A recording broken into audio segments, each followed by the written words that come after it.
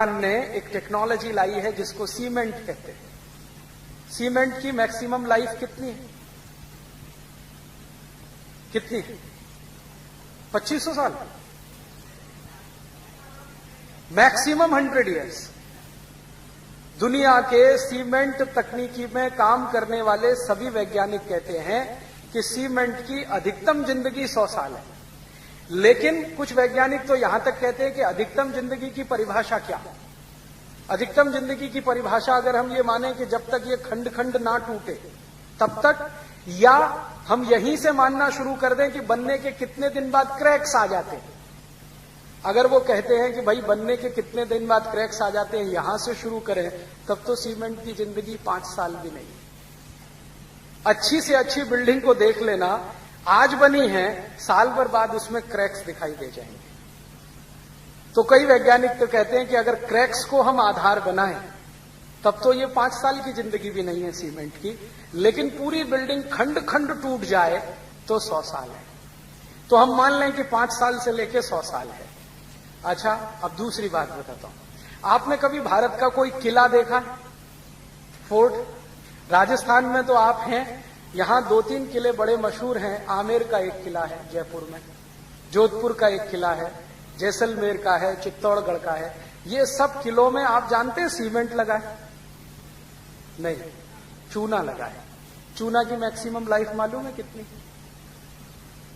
अगर वो 5 साल और 100 साल की कहानी कहें सीमेंट के बारे में कि क्रैक्स पड़ना शुरू हो, वहां से जोड़ें तो 5 साल और खंड खंड टूटे तो 100 साल, अगर चूने को ऐसा कहना शुरू करें तो चूने की मिनिमम लाइफ 500 साल है और मैक्सिमम लाइफ 2 से 2500 साल।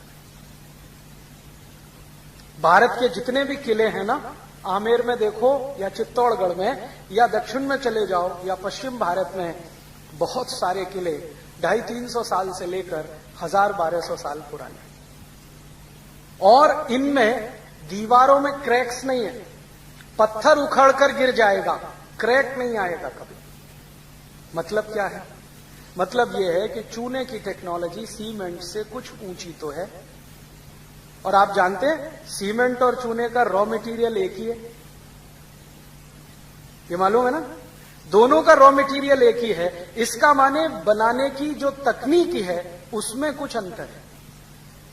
सीमेंट उसी रॉ मटेरियल से बनता है जिससे चूना बनता है। बस अंतर इतना है कि सीमेंट यूरोप में बना है, चूना भारत में बना है।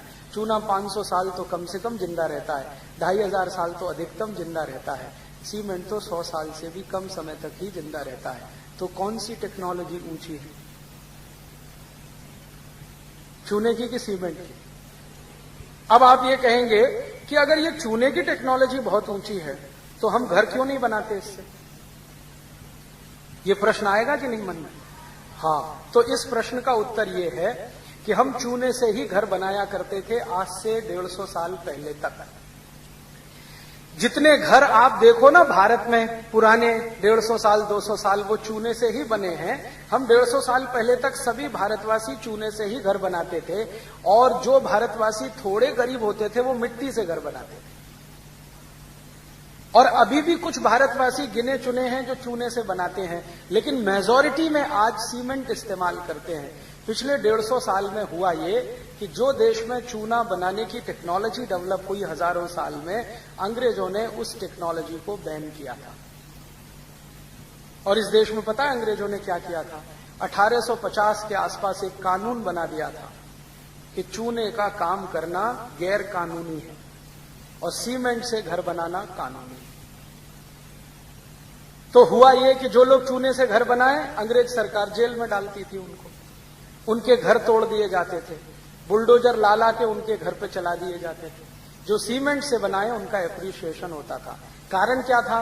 अंग्रेजों को अपनी कंपनियों का सीमेंट बिकवाना था इस देश में और चूने की इंडस्ट्री को खत्म करना था। आप जानते हैं कि चूना और सीमेंट का रॉ मटेरियल एक ही है। तो अंग्रेजों ने क्या किया कि यहां से जो चूने का रॉ मटेरियल है वो सब शिप्स में भर भर के इंग्लैंड भेजना शुरू किया। वहां से वो सीमेंट बन के भारत में आना शुरू हुआ। हमको चूना मिलता नहीं था घर में बनाने के लिए, सीमेंट आसानी से उन्होंने उपलब्ध करा दिया। तो भारत में पहले चूना बनाने के छोटे छोटे केंद्र होते थे। छोटे छोटे, लगभग हर गांव में एक, कभी कभी 2 गांव के बीच में एक। चूने बनाने के केंद्र आपने कभी देखे हो तो उसमें कोई बड़ी भारी मशीन नहीं लगती है, एक छोटा सा खड्डा खोदा जाता है सर्कुलर, कुछ करीब करीब 5-6 फीट गहरा होता है, और एक मोटा सा पत्थर का पहिया बनाया जाता है। उस पहिए के नीचे चूने का जो रॉ मटेरियल है, स्टोन, जिस स्टोन से चूना बनता है, जिसको लाइम स्टोन कहते हैं, वो छोटे छोटे टुकड़ों में तोड़कर उस सर्कुलर शेप की जो खाई है ना, ट्रेंच, उसमें डाल देते हैं। उसके ऊपर वो पत्थर घुमाया जाता है और इसके ऊपर बीच बीच में दूध डाला जाता है। दूध, आप सोचो, हमारे हिंदुस्तान में दूध डाल के चूना तैयार होता है। माने दूध हम सिर्फ पीते नहीं थे, दूध से चूना भी बनाते थे। इसका मतलब यह है कि दूध बहुत होता होगा। क्या मतलब हुआ? चूने में दूध डाल रहे हैं पानी की जगह, इसका मतलब यह है कि दूध बहुत होता होगा। तो हमने सुना है कि इस देश में दूध दही की नदियां बहती थी, तो नदियों में पानी की जगह दूध नहीं बहता था, दूध का उत्पादन बहुत होता था। और वो दूध इतना होता होगा कि पीते पीते बच गया तो हम उससे नहाते भी थे। आपने सुना है इस देश में कहते हैं दूधो नहाओ, कभी ये सुना है लक्स नहाओ पूतो फल? या किसी से सुना है पियर्स नहाओ पूतो फलो, या Johnson and Johnson baby soap नहाओ पूतो फलो? हर बार हम यही कहते हैं दूधो नहाओ पूतो फलो। तो लोग नहाते होंगे दूध से, नहीं तो ये आई कैसे कहावत? और उसका प्रमाण आज भी दिखाई देता है कि हम शंकर भगवान को तो महाशिवरात्रि पर दूध से ही नहलाते हैं, या साबुन लगाते हैं, दूध से नहलाते हैं कि ना? तो शंकर जी भी दूध से नहाते हैं, भक्त भी नहाते होंगे। तो दूध बहुत था, उपयोग करने के बाद बचता होगा, तो चूना बनाने में इस्तेमाल होता था। और चूने को बनाने में बस इतना सा ही लगता है, एक सर्कुलर, वो मैंने कहा ना ट्रेंच, एक पत्थर का पहिया और उसको चलाने के लिए बैल, बस इतना ही लगता है। और रॉ मटेरियल लाइमस्टोन थोड़ा थोड़ा तोड़ तोड़ के डाल दिया, दूध डालते डालते पीसते गए, दूध डालते गए, पीसते गए, दूध डालते गए, 25-30 दिन में वो तैयार होता है। फिर उसको जब कंस्ट्रक्शन में इस्तेमाल करो तो उसमें जो बॉन्डिंग फोर्स है वो इतना ताकतवर है कि 2500 साल तक उसे कोई हिला नहीं सकता। ये है भारत की टेक्नोलॉजी। और इस टेक्नोलॉजी को अंग्रेजों ने किया क्या? कानून बनाकर पाबंदी लगा दिया। तो 150 साल में ये चूने के जितने भी केंद्र थे सब धीरे धीरे बंद हो गए, और उनके स्थान पर अंग्रेजों ने सीमेंट के कारखाने कुछ शुरू कर दिए, जो चालू हो गए, जो आज भी इस देश में सीमेंट बना रहे हैं और लोगों को दे रहे हैं। अब सीमेंट बनाने की जो टेक्नोलॉजी है वो इतनी कॉम्प्लिकेटेड है कि कोई भी गांव में सीमेंट नहीं बन सकता, क्योंकि उस टेक्नोलॉजी के लिए सबसे पहले चाहिए एनर्जी, क्योंकि एनर्जी कंजम्पशन हाईएस्ट है सीमेंट में। बिजली चाहिए, बिजली तो थी नहीं, तो चूना बनाने में तो बिजली की जरूरत नहीं। तो हिंदुस्तानियों ने दिमाग लगा के ऐसी टेक्नोलॉजी विकसित की जो बिना बिजली के चल जाए, और ये यूरोप के मूर्ख लोगों ने एक ऐसी टेक्नोलॉजी लाई जो बिना बिजली के हिलती भी नहीं, चलना का तो दूर की बात है। तो भारत में हर गांव में चूने के केंद्र बन सके क्योंकि बिजली की जरूरत नहीं, और यूरोप में हर गांव में बिजली नहीं तो सीमेंट नहीं। यहां भी हर गांव में बिजली नहीं तो सीमेंट नहीं, तो सीमेंट वहीं बन सकता है जहां बिजली हो, और बिजली हो तो थोड़ी बहुत नहीं हो, ज्यादा हो।